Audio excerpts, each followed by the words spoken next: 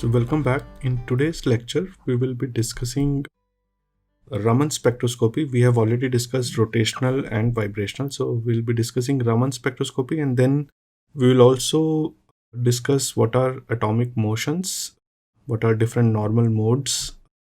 So let us start today's lecture. Go to Raman spectroscopy.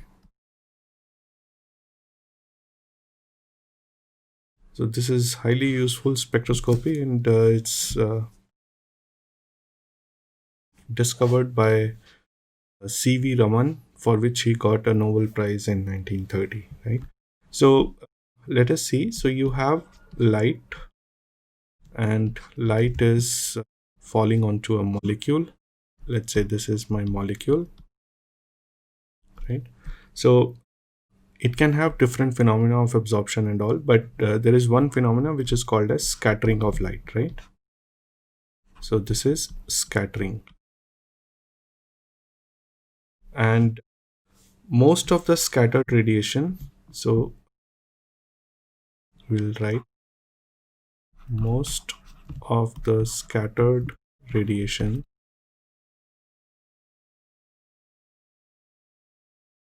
is of unchanged wavelength,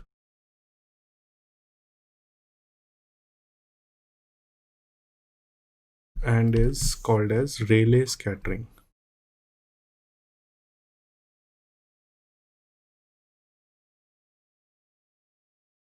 So this is also called as elastic scattering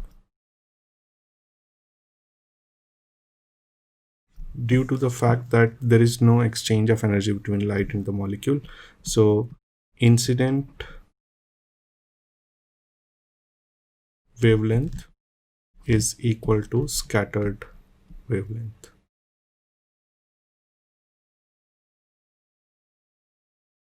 This was discovered, I think, in 1871 by Rayleigh. And the intensity of scattered light is actually proportional to 1 by lambda to the power 4. And this is the reason why sky appears blue. Sky is blue and sun appears red during the morning and evenings. So try to find out, try to read more about this Rayleigh scattering. So we are not going to go into more details why sky appears blue and all. So, or you must have seen this in some course, right? Okay. So now let us discuss what is Raman scattering.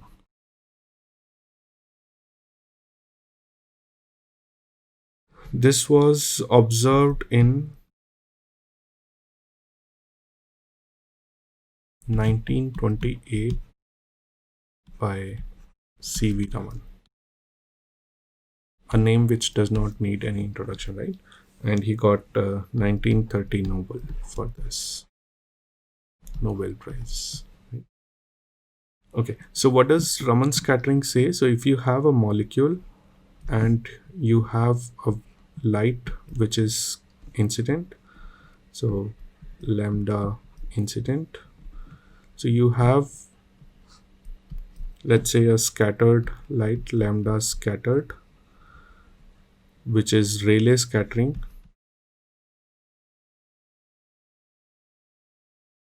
or elastic scattering. But in addition to this, there is also inelastic scattering. Okay, so lambda inelastic,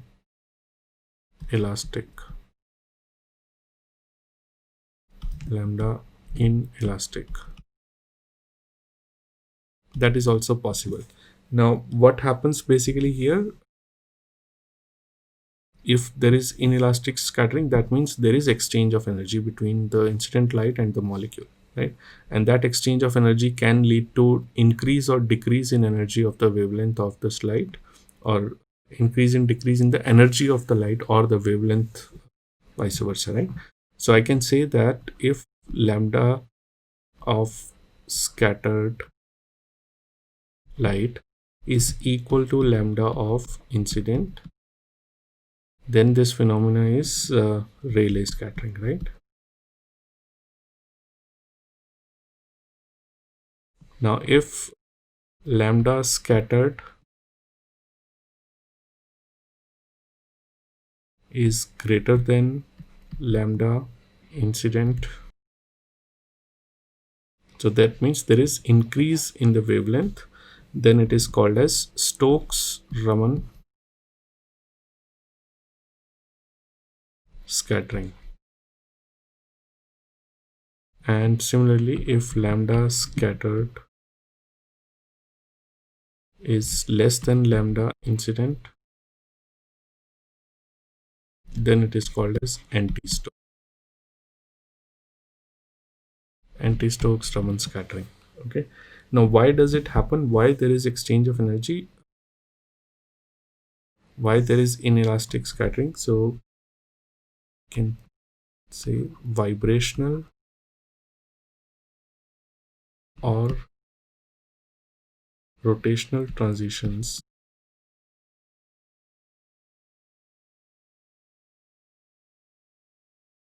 accompanying the scattering process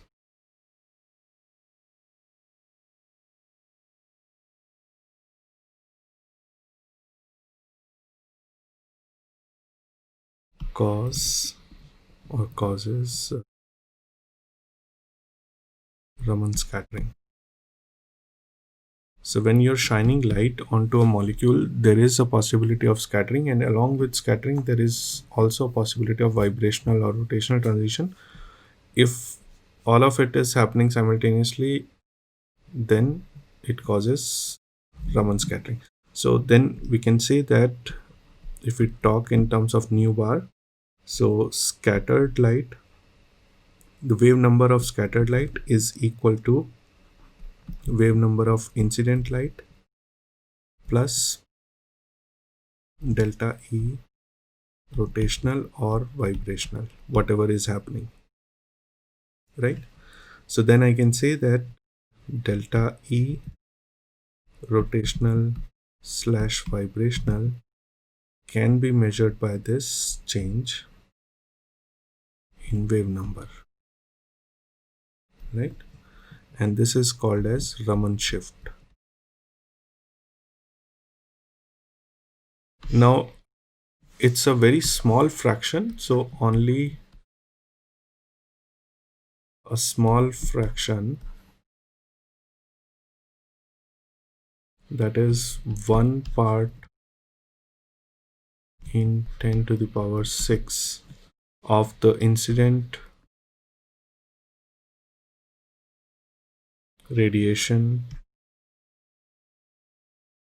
is scattered inelastically. So why is that? That is because Raman effect depends on something called as polarizability tensor, which is denoted by the term alpha. So now what is polarizability tensor? It is basically ability to induce dipoles. So when you're shining light, it has some electric component which can induce the dipole moment in the molecule, and that ability is called as polarizability tensor or polarizability, which is measured by polarizability tensor. So just like scalar quantities, vector quantities, there are tensor quantities. So this is a tensor quantity, polarizability tensor. So now let's say if we have, considering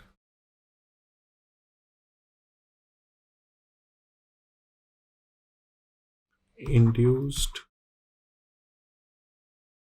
polarization density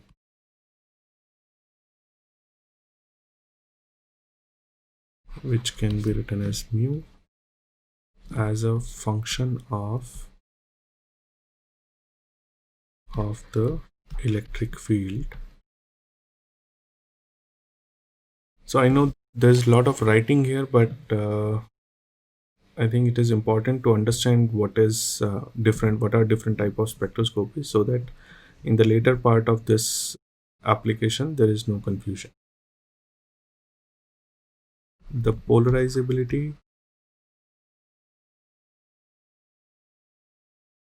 tensor alpha ij is defined as the derivative of mu with respect to E.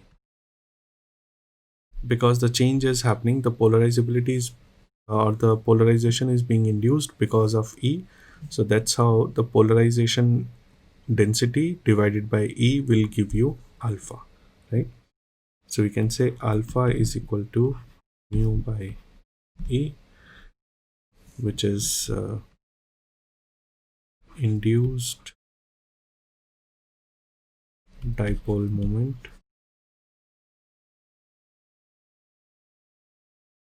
and this is the electric field that induces this dipole moment. Electric field that induces this dipole moment. So this is easy now, and this is the polarizability tensor. So this is polarizability tensor. Now we can say that the Raman effect is caused by the induced polarization of molecules that are scattering the light. If they are getting polarized, so they will cause Raman effect, and that is in turn caused by the electric vector of the electromagnetic radiation, right? So what we can do is, for an isotropic molecule,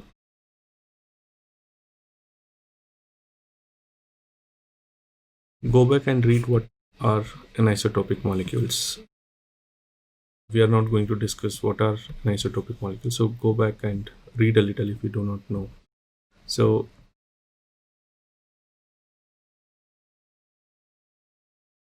mu x, mu y, and mu z is equal to alpha xx, alpha xy, alpha xz, alpha yx, alpha yy, alpha yz, alpha zx, alpha zy, alpha zz. So same thing which you had written there, now we are writing in terms of matrix, right? So you have electric field vector Ex, Ey, Ez. Okay. Now the diagonal components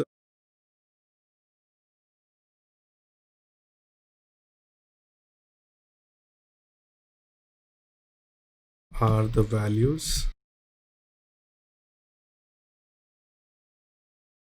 of alpha along x, y, and z axis of the molecule.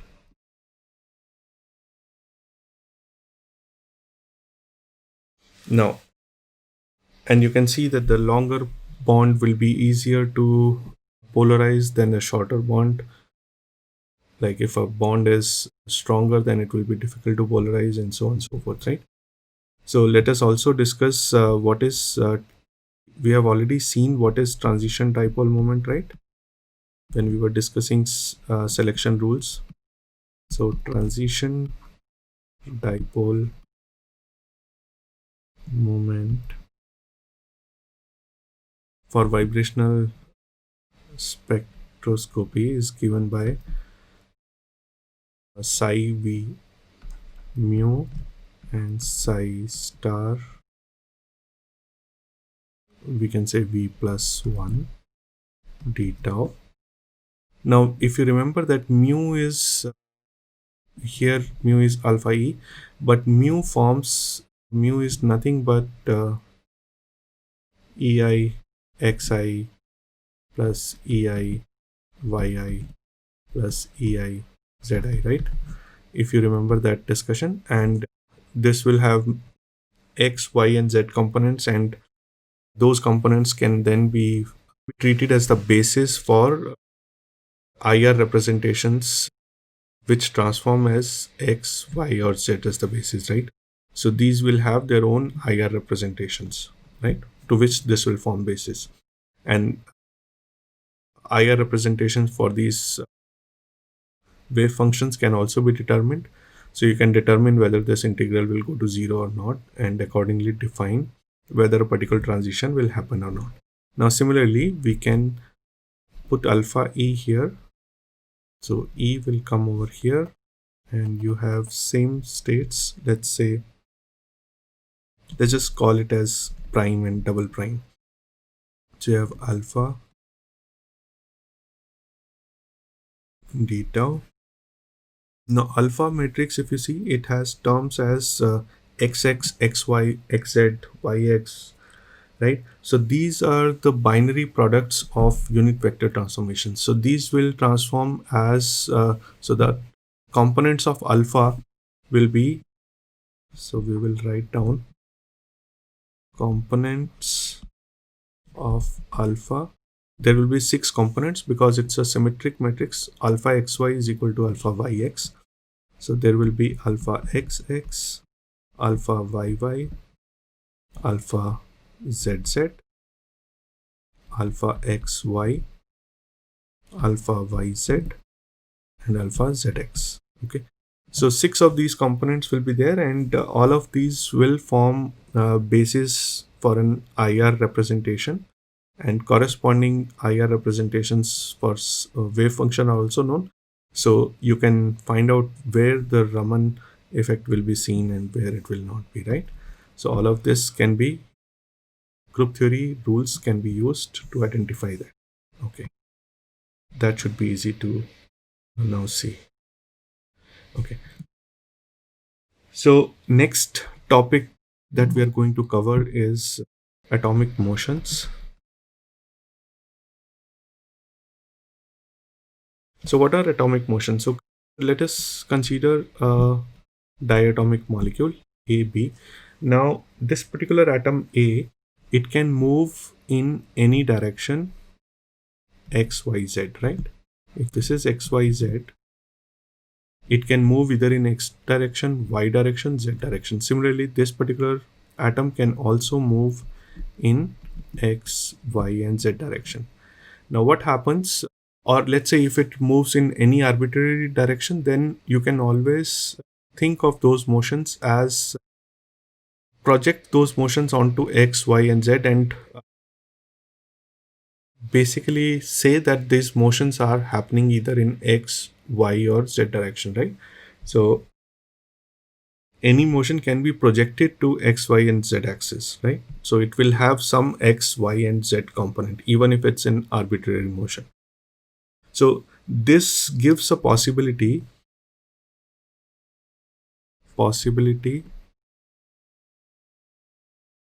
of 3 into n motions, which are called as degrees of freedom. So for example, a diatomic molecule will have 3 into 2. So n is the number of atoms. Number of atoms. So a diatomic molecule AB will have 6 degrees of freedom. Similarly, a triatomic molecule, let's say water, will have 3 into 3, 9 degrees of freedom, right? So you can easily calculate how many degrees of freedom or how many possible motions are possible, right? Different type of motions are possible. Now, these motions independently, these 3n motions, 3n degrees or motions give rise to 3 different type of motions, which are translation. A molecule can translate in any particular direction, right? That is one motion. A molecule can rotate, or a molecule can vibrate about its mean position, right? Now let us see how this can happen. So let us first see that what are the different, okay, let's see how this can happen. Let's see if we have the molecule is like this in XYZ frame. So you have, let me draw the molecule with a different color. So I have A and B. This is my molecule. Now let's say if these two atoms, if both of them move in x-axis, along x-axis, right? That is possible. That is one way of moving. Out of 6, one way of moving is this. Second way of moving is this, along y-axis. Third way of moving is both the atoms will move simultaneously in one direction, which will give you 3 degrees of translational motion. Now, any given molecule, it is possible for any given molecule. I'm just taking example of a diatomic molecule, but any given molecule should be able to do this type of motion where all the atoms are either moving in x direction, y direction, or z direction, or if it is moving in any random direction, you can still get the projections onto x-axis, y-axis, and z-axis. So there must be, every molecule must possess 3 translational degrees of freedom, right? Or 3 degrees of translational motion. Either way you can explain. Now let us see what are the other possibilities. Okay, so let's draw this molecule again in the same frame. X, Y, Z.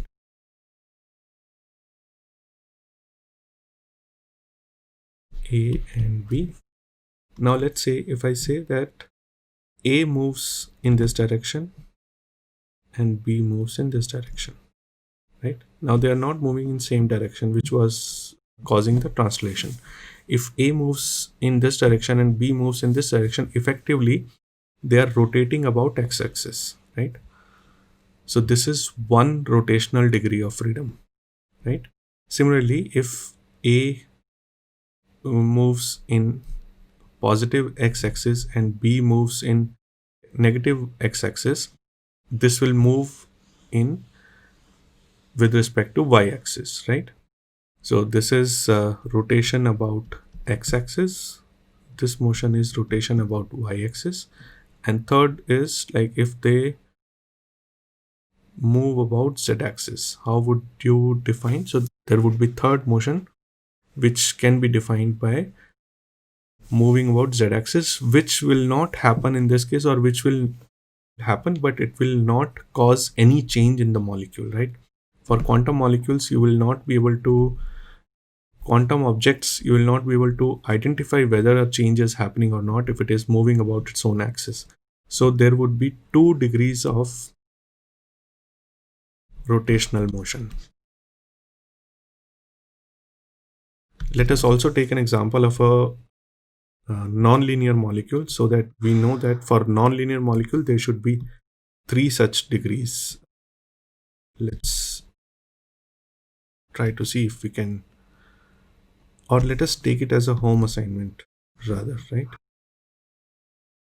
So home assignment, again it will depend upon how you can visualize. So show in a Cartesian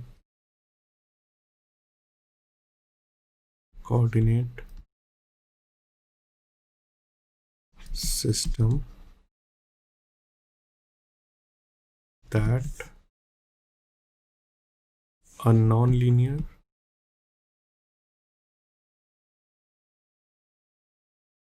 molecule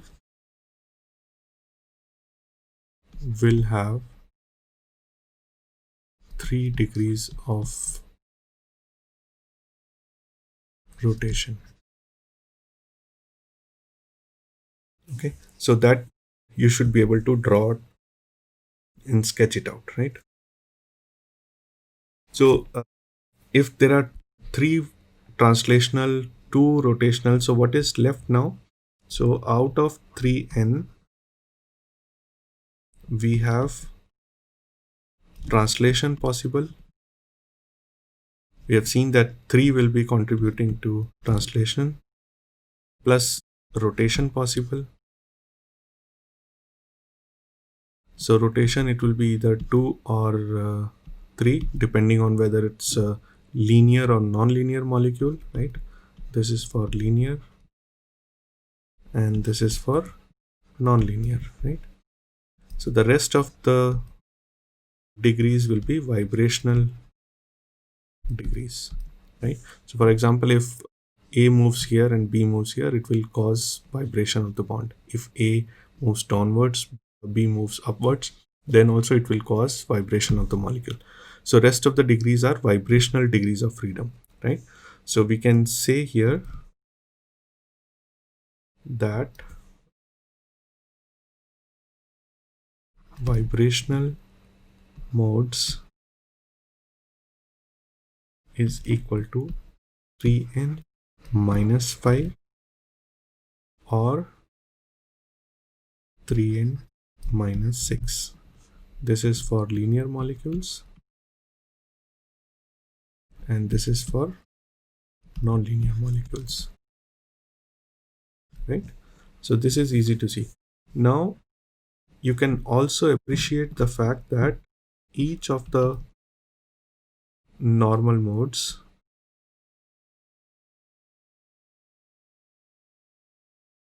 can be translational, rotational, or vibrational,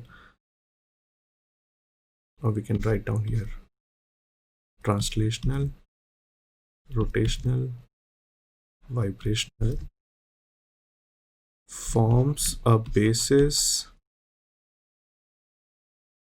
for IR representation of the point group. See, everything in this course, you go and then finally it will form a basis for IR representation of the point group, right? So that is how the beauty of this subject is, that you can actually correlate everything to the symmetry of that particular molecule and then talk about the physical properties, right? So here, each of the normal mode form a basis for IR representation of the point group of the molecule. We will see how to use this in next class by doing local coordinate analysis, and we'll see how to actually find out the different vibrations, how to visualize different vibrational modes. That is all for today.